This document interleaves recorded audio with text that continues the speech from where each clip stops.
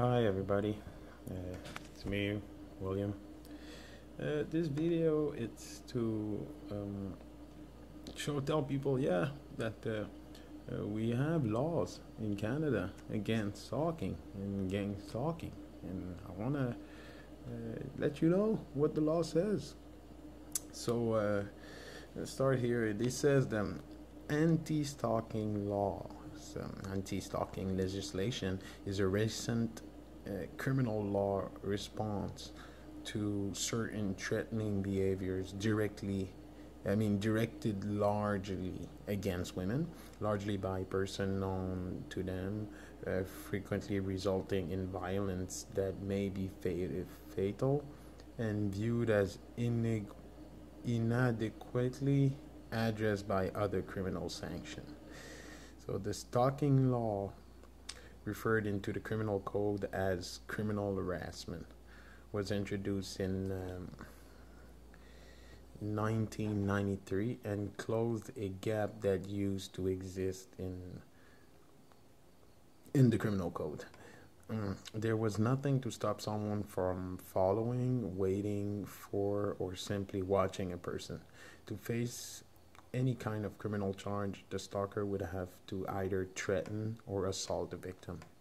The law was designed to prevent tragedies such as the November 1991 crossbow murder of Patricia Allen, who was shot in broad daylight by Colin McGregor, her estranged husband, on an Ottawa street, like right here in Ottawa. He shot him with a crossbow. Wow.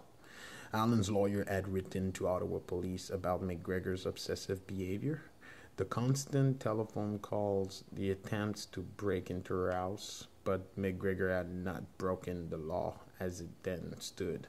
The law as it stands today, it reads, let's look at this, that no person shall, without lawful authority and knowing that another person is harassed or recklessly as to whether the person is harassed, engage in conduct referred to in subsection 2 that causes that other person reasonably in all the circumstances to fear for their safety or the safety of anyone known to them.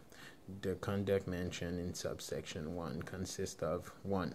Repeatedly following from place to place the other person or anyone known to them, repeatedly communicating with, either directly or indirectly, the other person or anyone known to them, besetting or watching the dwelling house or place where the other person or anyone known to them resides, works, carries on business, or happens to be, or engaging in threatening conduct directed at the other person or any member of their family.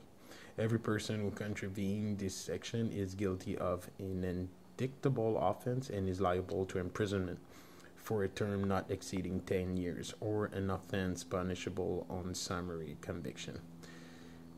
3. Where a person is convicted of an offense under this section, the court imposing the sentence on the person shall consider as an aggravating factor that at the time of the offense was committed, the person contravened.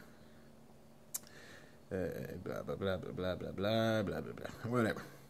So, according to the criminal code, the behavior is criminal harassment if it causes you to fear for your safety or that of someone known to you, and your fear was reasonable in all the circumstances. The law also requires that the behavior must happen more than once for it to be considered an offense.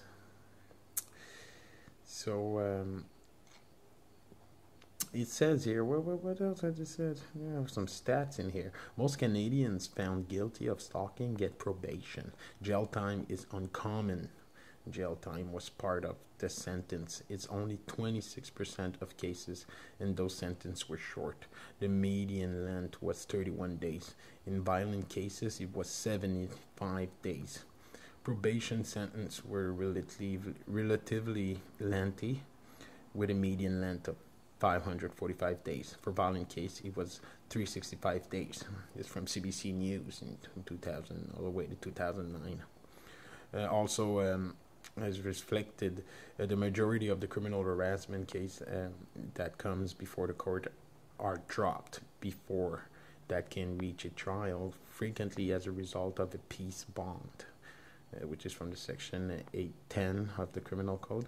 A peace bond is an order from court, and the legal term for it is a reconnaissance.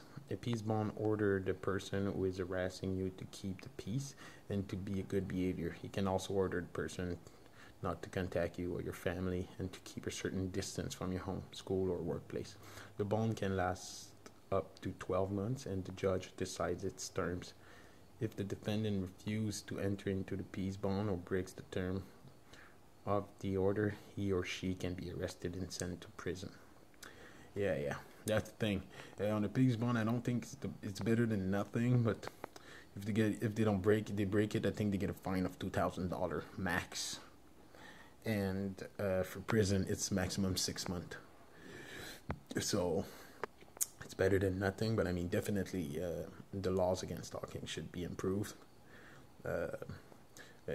Like, most of the cases don't get through. Most of the women who get stalked, they don't get what they want, keep getting stalked. The people who get convicted, they come out and do it again. So we need improvement on this, obviously. But I was just to let you guys know that we do have a law. So if you can somehow find somebody guilty of this, you should bring him in court and try something. So I'm going to put the link of the law in the video, obviously in the description. And obviously, like, the justice system is part of this too. Not all of them, but I mean a good part, enough for this gang stalking to be going on. So I would suggest people to have solid proof before going into the avenue, because you don't want to go there and they tell you that you're delusional and everything, and then after they're just going to go after you even worse, even more. So thank you for watching, and see you guys later.